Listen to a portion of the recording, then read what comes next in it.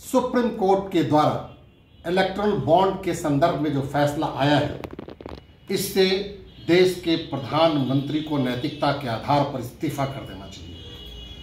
Bharatiya Janata party जो हमेशा शुचिता की बात करती है, नरेंद्र मोदी चिल्ला चिल्ला के कहते हैं कि पहले की सरकारों में इतने घोटाले हुए, अब सारे घोटालों को इन्होंने केंद्रीकृत कर दिया है और सरकार के पास जो इलेक्ट्रल बॉन्ड के नाम पर 13,000 करोड़ रुपए से ऊपर का जो घोटाला हुआ है, इसका पर्दाफाश कल सुप्रीम कोर्ट के फैसले से हुआ है।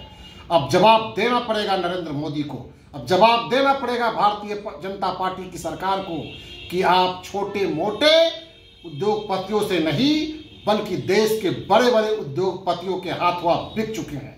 आप जब देश के तमाम सरकारी संपत्तियों का निजीकरण कर रहे थे, उस समय ही हम लोगों ने ये उठाई थी बात कि देश की सरकारी संपत्ति जिसको पिछली सरकारों ने बड़ी मेहनत और मशक्कत के साथ बनाया है, उसको ये औने पौने दाम में बेच करके उद्योगपतियों को लाभ पहुंचा रहे हैं। उस समय जब इलेक्ट्रल बॉन्ड की शुरुआत हुई थी, तभी हमारी पार्टी और हमारी पार्टी के राष्ट्रीय अध्यक्ष पप्पू यादव जी ने कहा था कि ये नरेंद्र मोदी देश का प्रधानमंत्री नहीं है, बल्कि अडानी और अंबानी का आदेशपाल है, चपरासी है। उसके इशारों पर यह कठपुतली की तरह यह सरकार काम कर रही है। आज वही हुआ है। सुप्रीम कोर्ट के फैसलों से जो दूध का दूध और पानी का पानी हुआ है, इस बात का हम स्वागत करते हैं कि सुप्रीम कोर्ट के फैसलों का अब अमल होना चाहिए। स्टेट बैंक ऑफ इंडिया को निर्धारित समय के अंदर में किन लोगों ने चंदा दिया है भारतीय जनता पार्टी की सरकार को, भारतीय जनता पार्टी को, उसको स्पष्ट करना होगा। यदि उस निर्धारित समय के अंदर में स्टेट बैंक ऑफ इंडिया अपने चंदे की राशि को और देने वाले व्यक्ति का खुलासा नहीं करती है, तो निश्चित रूप से हमारी पार्टी सड़कों पे आंदोलन करेगी। हम बिहार की जनता से भी आह्वान करना चाहते हैं कि आपके गाढ़ी कमाई का एक एक पैसा जो आप बैंकों में जमा करते हैं, टैक्स के रूप में सरकार के खजानों में जमा करते हैं, या बड़े उद्योगपति जो आपके पसीना और खून के माध्यम से चूसने का काम करते हैं पूंजी और लाभ के माध्यम से, उनका हिसाब किताब करने का वक्त अब आ गया है।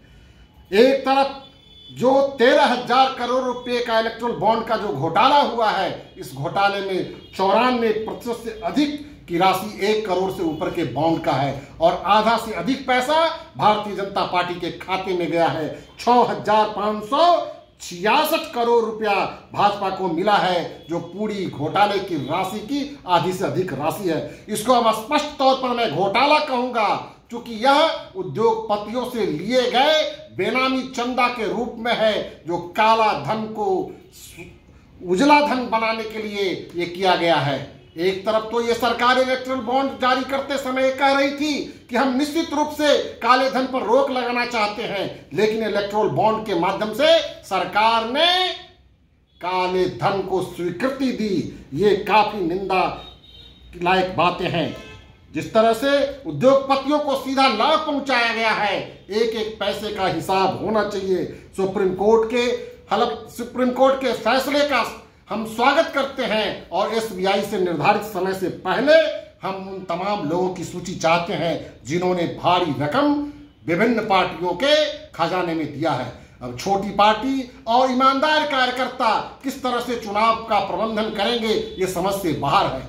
चुनाव का खर्चीलापन होना ही सामाजिक तौर पर, राजनीतिक तौर पर जो ईमानदार साथी हैं, कार्यकर्ता हैं, वे अब चुनाव से घबराते हैं। करोड़ों रुपए की चुनाव में खर्च हो रहे हैं, जिसके वजह से ईमानदार राजनीतिक कार्यकर्ता अब चुनाव लड़ने से परहेज कर रहे हैं। कहां से आएगा पैसा?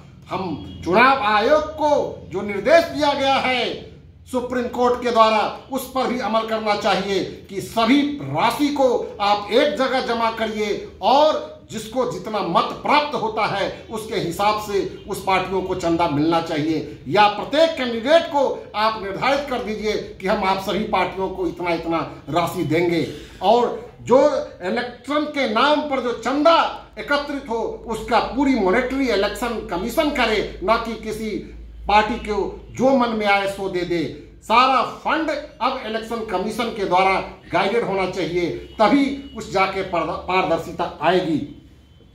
मैं ये कहना चाहता हूं कि जब इस तरह की बात आई है सामने में, तो अब नरेंद्र मोदी को निश्चित रूप से जनता के सामने में इस बात का खुलासा करना चाहिए कि आखिर ये किस के हक में फैसला लिया गया है।